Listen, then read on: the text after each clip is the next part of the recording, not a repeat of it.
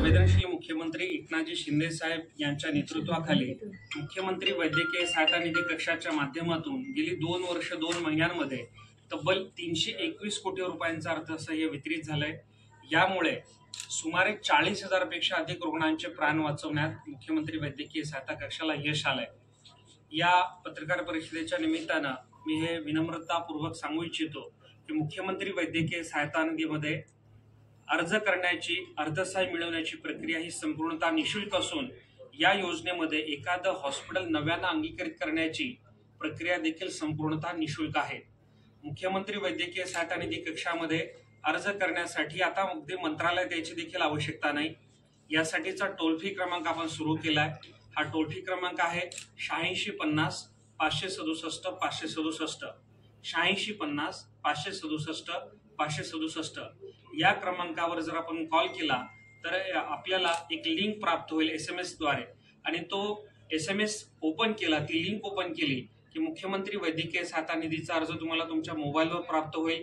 हा अर्ज print out काढायचा आहे, व्यवस्थित पद्धतीनं 2 वेळेला वाचून भरायचा आहे आणि विहित नमुन्यामध्ये योग्य कागदपत्रांच्या सहित अर्जावर जो ईमेल ID आहे स्मॉल अक्षरामध्ये aao.cmrf-mh@gov.in या ईमेल ID वर हा अर्ज आपल्याला मेल करायचा आहे। योग्य कागदपत्रांच्या सहित विहित नमुन्यामध्ये जे अर्ज येतील ते अर्ज फक्त एका आठवड्यामध्ये म्हणजे शासकीय 5 दिवसांमध्ये सोमवारी अर्ज केला तर शुक्रवारपर्यंत आपण संबंधित रुग्णाच्या रुग्णालयामध्ये ऍडमिट आहे त्या रुग्णालयामध्ये ही रक्कम ही अर्थसहाय्य वितरित करतो। या ठिकाणी मुख्यमंत्री वैद्यकीय सहायता निधीमध्ये 20,000 सध्या आहेत, इन्क्लूड आहेत, समाविष्ट आहेत। फक्त 20,000नाच आपण मुख्यमंत्री सहायता निधीच्या माध्यमातून मदत करतो आणि म्हणूनच विनंती आहे की आपण अर्ज वाचून त्यावर जे हे 20,000 आहेत ते वाचा। या 20,000च्या व्यतिरिक्त जर एखादा आजार असेल तर आपल्याला सध्या प्राप्त परिस्थितीमध्ये मदत करता येत नाही। त्यासोबतच मुख्यमंत्री वैद्यकीय सहायता निधीमध्ये अर्ज करण्यासाठी 5 ते 6 मिनिमम कागदपत्रांची आवश्यकता आहे। यामध्ये आधार कार्ड, रुग्णाचा आधार कार्ड, राशन कार्ड, उत्पन्नाचा दाखला 1,60,000च्या आत वार्षिक, त्यामध्ये देखील आपण लवकरच वाढ करत आहोत। त्यासोबतच हॉस्पिटलच्या खर्चाचा अंदाजपत्रक, हॉस्पिटलचे किंबहुना सगळे जो पेशंट ज्याच्यावर उपचार, ज्याच्यावर शस्त्रक्रिया करावायची आहे त्याचे सगळे मेडिकल रिपोर्ट्स किंवा हॉस्पिटलचे रिपोर्ट्स लागतील। उदाहरणार्थ एखादा कॅन्सर पेशंट असेल तर त्याचा त्या ठिकाणी बायोप्सी रिपोर्ट लागेल। एखादा नी रिप्लेसमेंट, हिप रिप्लेसमेंटचा पेशंट असेल त्या ठिकाणी CT MRIचा रिपोर्ट लागेल। एखादा अपघातग्रस्त रुग्ण असेल तर त्या ठिकाणी FIR रिपोर्ट किंवा पोलीस डायरी रिपोर्ट लागेल। या पद्धतीने किंवा एखादा ट्रान्सप्लांटचा पेशंट असेल, किडनी लिव्हर ट्रान्सप्लांट सारखा रुग्ण असेल तर त्यासाठी फॉर्म 19 किंवा ZTCCचा परवाना पत्र त्या ठिकाणी आवश्यक आहे, ज्याला झोनल ट्रान्सप्लांट कोऑर्डिनेशन सेंटर आपण म्हणतो। तर ही कागदपत्र अत्यावश्यक आहेत। या कागदपत्रांमध्ये जर काही त्रुटी असतील, काही कागदपत्र कमी असतील तर अर्ज पेंडिंग राहतात आणि संबंधित रुग्णाला वेळेवर अर्थसहाय्य होत नाही आणि म्हणून अनेक वेळेला रुग्णांची तक्रार पण होते की आम्ही अर्ज करून 15 दिवस झाले, 20 दिवस झाले, 1 महिना झाला, आम्हाला मदत मिळाली नाही। तर त्यांना नम्रपणे माझं सांगणं आहे की आपण अर्ज भरतानाच 2 वेळेला अर्ज वाचा व्यवस्थित आणि सर्व योग्य कागदपत्रांच्या सहित भरा, कारण मुख्यमंत्री वैद्यकीय सहायता निधी कक्षाच्या माध्यमातून रुग्ण डिस्चार्ज झाल्यानंतर आपण अर्थसहाय्य करत नाही आणि अशा पद्धतीने जे त्रुटी असलेले अर्ज असतात दरम्यानच्या काळामध्ये पेशंटचा डिस्चार्ज होतो, डिस्चार्ज झाल्यानंतर मुख्यमंत्री सहायता निधीच्या माध्यमातून आपल्याला अर्थसहाय्य करता येत नाही आणि म्हणून अर्ज भरताना जर आपण व्यवस्थित पद्धतीने भरला तर हे आपल्याला अर्थसहाय्य कमी वेळेमध्ये मिळू शकतं। हे जे 20,000 आहे ते शॉर्ट मध्ये मी आपल्याला आता सांगत आहे। आपण बघत असाल की गावखेड्यामध्ये आपली माता माऊली स्वयंपाकघरामध्ये काम करते, चुलीचा भडका उडतो किंवा स्टोव्हचा भडका उडतो, अशा बर्न पेशंटला आपण आता मदत करतो, यापूर्वी कधीच केली जात नव्हती। एखादा नागरिक असेल, एखादा शेतकरी बांधव असेल, कुठलाही विद्युतशी निगडीत एखादं काम करायला गेला, एखादा शेतकरी असेल DP चालू बंद करायला गेला, त्याला शॉक लागला तर अशा शॉक लागलेल्या रुग्णांना देखील आपण मदत करतोय। त्यासोबतच शहरी भाग असो किंवा ग्रामीण भाग असो, एखादा बाईकवर एखादा चालला दुचाकीस्वार, अज्ञात वाहनानं धडक दिली किंवा काही बाईक ऍक्सिडेंट झाला कुठल्याही प्रकारे, तर अशा दुचाकीस्वारांच्या अपघातग्रस्त प्रक्रियेमध्ये त्या अपघातग्रस्त बांधवांना आपण मदत करत आहोत।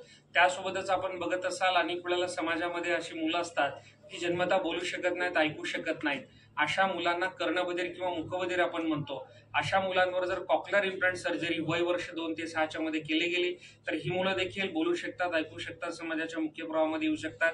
अशा मुलांना कॉक्लिअर इम्प्लांट सर्जरी अत्यावश्यक असते. अशा कॉक्लिअर इम्प्लांट सर्जरीसाठी आपण 2 लाख रुपयांचा अर्थसहाय्य करत आहोत. अशी काही मुलं समाजात असतात ज्यांना थॅलिसिमिया मेजर नावाचा आजार आहे, अशांच्यासाठी महिन्याला 2 महिन्याला रक्त चढावं लागतं. अशा लहान वयातील बाल रुग्णांना बोन मॅरो ट्रान्सप्लांट नावाची सर्जरी अत्यावश्यक असते. ही सर्जरी वेळेवर केली नाही तर अशा मुलांचा मृत्यू निश्चित समजला जातो. अशा मुलांच्या बोन मॅरो ट्रान्सप्लांट सर्जरीसाठी आपण 2 लाख रुपयांचा अर्थसहाय्य करत आहोत. मला या ठिकाणी अभिमानानं सांगायचं की गेल्या 2 वर्ष 2 महिन्यामध्ये ज्या 40,000 रुग्णांना मदत झाली आहे त्यापैकी 1,000 हे कॉक्लिअर इम्प्लांटचे रुग्ण आहेत, म्हणजे लहान बच्चू, आणि 1,000 हे बोन मॅरो ट्रान्सप्लांटचे हे लहान बच्चू आहेत. अशा पद्धतीनं 2,000 लहान बच्चूंचा जीव वाचवण्याचं काम या मुख्यमंत्री वैद्यकीय सहायता कक्षातून झालंय. त्याचबरोबर अनेक वेळेला आपण बघत असतो, आपली माता माऊली असते, एखादी भगिनी असते, प्री मॅच्युअर डिलिव्हरी होते 7व्या महिन्यामध्ये, 7.5व्या महिन्यामध्ये. अशा वेळी बाळाचं वजन लहान असतं. त्या नवजात अर्भकाला 500-600 ग्रॅम असलेल्या त्या नवजात अर्भकाला त्या ठिकाणी काचेच्या पेटीमध्ये ठेवलं जातं, ज्याला NICU म्हणतात. अशा पद्धतीनं NICU मध्ये दाखल असलेल्या नवजात अर्भकांना देखील आपण 50,000 रुपयांचं तात्काळ अर्थसहाय्य करत आहोत. त्यासोबतच लहान बच्चूंना अनेक वेळेला हृदयामध्ये गुंतागुंत तयार होते आणि अशा वेळी त्यांना हृदयाला छिद्र असतं, ज्याला वैद्यकीय भाषेमध्ये ASD VSD म्हणलं जातं. अशा जन्मतः हृदयाला छिद्र असलेल्या लहान बालकांच्या शस्त्रक्रियेच्यासाठी आपण 1 लाख रुपयांचं अर्थसहाय्य करत आहोत. त्यासोबतच समाजामध्ये जो आजार वेगानं वाढतोय तो आजार म्हणजे कॅन्सर. कॅन्सरच्या केमोथेरपी आणि रेडिएशनच्या उपचारासाठी आपण वार्षिक 50,000 रुपयांचं अर्थसहाय्य करत आहोत. कॅन्सरची कुठलीही सर्जरी असेल, मग महिलांमध्ये स्तनांचा कॅन्सर असेल, ज्याला ब्रेस्ट कॅन्सर आपण म्हणतो, किंवा सर्व्हायकल कॅन्सर म्हणतो, गर्भाशयाच्या मुखाचा कॅन्सर, अशांच्यासाठी जर सर्जरी असेल तर 1 लाख रुपयांचं आपण अर्थसहाय्य करतो.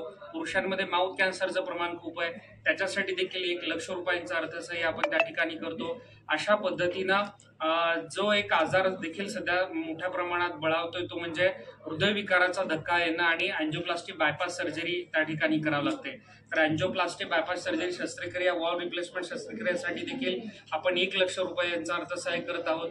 या धावपळीच्या जीवनामध्ये मानसिक ताणतणावामुळे अनेक वेळेला ब्रेन हॅमरेज सारखे आजार उद्भवत आहेत, मेंदू विकार उद्भवत आहेत, मेंदूच्या शस्त्रक्रिया उद्भवत आहेत.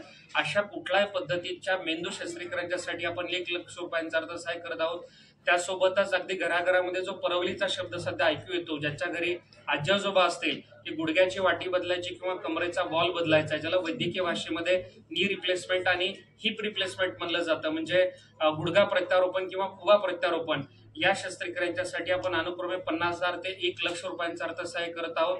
त्यासोबतच सर्वात शेवटचं आणि महत्वाचं, कुठल्याही पद्धतीच्या अवयव प्रत्यारोपण शस्त्रक्रिया, ज्यामध्ये लेमॅन भाषेमध्ये, सर्वसामान्य भाषेमध्ये सांगायचं म्हणलं तर एका मानवी शरीरामधून दुसऱ्या मानवी शरीरामध्ये जेव्हा अवयवाचं अदलाबदल केली जाते त्याला अवयव प्रत्यारोपण म्हणजेच ट्रान्सप्लांट सर्जरी म्हणतो.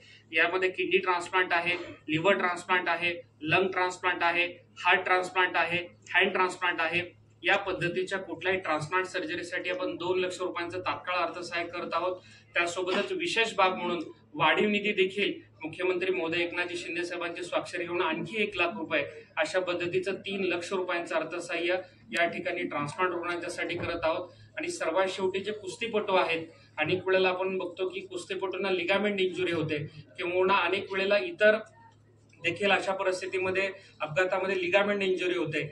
मध्यंतरी कुस्ती संघटक बाजीराव चव्हाण यांनी सातत्यानं पाठपुरावा केला होता की या कुस्तीपटूंच्या लिगामेंट इंजुरीचा समावेश या योजनेमध्ये व्हावा. त्यानुसार आता लिगामेंट इंजुरीसाठी देखील आपण तब्बल 50,000 ते 1 लाख रुपयांचं अर्थसहाय्य करत आहोत. या पद्धतीनं आता 20 आजारांच्या साठी आपण ही मुख्यमंत्री वैद्यकीय सहायता निधी योजनेची अंमलबजावणी करत आहोत. अनेक वेळेला डिमांड्स येत आहेत, मागण्या येत आहेत की या ठिकाणी इतर आजारांचा समावेश करा, स्पायनल आजारांचा समावेश करा, त्याचबरोबर इतर विविध आजारांचा समावेश करा. उदाहरणार्थ शेतामध्ये काम करत असताना कडबाकुटीमध्ये हात गेला असेल एखाद्या शेतकरी बांधवांचा, किंवा इतर कुठला अपघात असेल, अशा वेगवेगळ्या आजारांचा समावेश करा. एक बहा नावाची सर्जरी आहे, डॉक्टर साहेबांना माहित असेल, ज्यांना जन्मता कानच नसतो अशांच्यासाठी कृत्रिम कान बसवला जातो. अशांच्यासाठी देखील लवकरच या आजारांचा समावेश करण्याचा आपला मनोदय आहे. आणि सगळ्यात महत्वाचं म्हणजे सध्या उत्पन्नाच्या दाखल्याची मर्यादा ही वार्षिक 1,60,000 आहे. आपल्याला कल्पना आहे की आता अगदी सर्वसामान्य कुठलाही माणूस असेल तर त्याचं देखील उत्पन्न साधारणतः दर महिन्याला 10-12 हजारापर्यंत असतं आणि अनेक वेळेला मग त्याला हा वार्षिक उत्पन्नाचा दाखला 1,60,000च्या आतमध्ये काढण्यास अडचणी येतात. आणि म्हणून याची अट आहे, जी मर्यादा आहे ती आता लवकरच 3,60,000 होणार आहे. मुख्यमंत्री एकनाथजी शिंदे साहेबांनी या निर्णयाला तत्वतः संमती दिली आहे आणि आम्हाला विश्वास आहे की साधारणतः 1 ऑक्टोबर पासून या योजनेसाठी ज्यांचं वार्षिक उत्पन्न 3,60,000 आहे ते देखील या योजनेसाठी पात्र होतील. तर अशा पद्धतीची योजना आणि सगळ्यात महत्वाचं, मुख्यमंत्री वैद्यकीय सहायता निधी योजना ही पूर्णतः निशुल्क आहे. यासाठी लाभार्थी रुग्णांनी, रुग्णांच्या नातेवाईकांनी थेट अर्ज करावा. यासाठी कुठलाही खाजगी संस्था, खाजगी व्यक्तीची मदत घेऊ नये. यासाठी कोणाशी आर्थिक देवाणघेवाण करू नये. कोणाला देखील काही पैसे द्यायची गरज नाही, कारण ही प्रक्रिया पूर्णतः निशुल्क आहे. या ठिकाणी हॉस्पिटल एम्पॅनलमेंट करण्याची देखील प्रक्रिया निशुल्क आहे. मेडिकल हॉस्पिटल एम्पॅनल केलं, काही पैसे घेतले तुमच्याकडून? महाराष्ट्रामध्ये 600 हॉस्पिटल एम्पॅनल केले आणि मी छाती ठोकपणे सांगू शकतो की हे सगळे हॉस्पिटल पूर्णतः निशुल्कपणे मुख्यमंत्री वैद्यकीय सहायता निधीमध्ये अंगीकृत करण्यात आले. माझ्या कार्यालयामध्ये तर मी बोर्डच लावलेला आहे की मुख्यमंत्री वैद्यकीय सहायता निधीमध्ये हॉस्पिटल अंगीकृत करण्याची प्रक्रिया ही संपूर्णतः निशुल्क आहे आणि या योजनेचा लाभ घेण्याची प्रक्रिया देखील संपूर्णतः निशुल्क आहे. तर रुग्णांनी, त्यांच्या नातेवाईकांनी थेट अर्ज करावा आणि थेट लाभ मिळवावा. याच्यासाठी आता मंत्रालयात यायची देखील गरज नाही, अगदी मला भेटायची देखील गरज नाही. ऑनलाईन पद्धतीने आपण हे अर्ज करू शकता आणि थेट मदत मिळू शकता.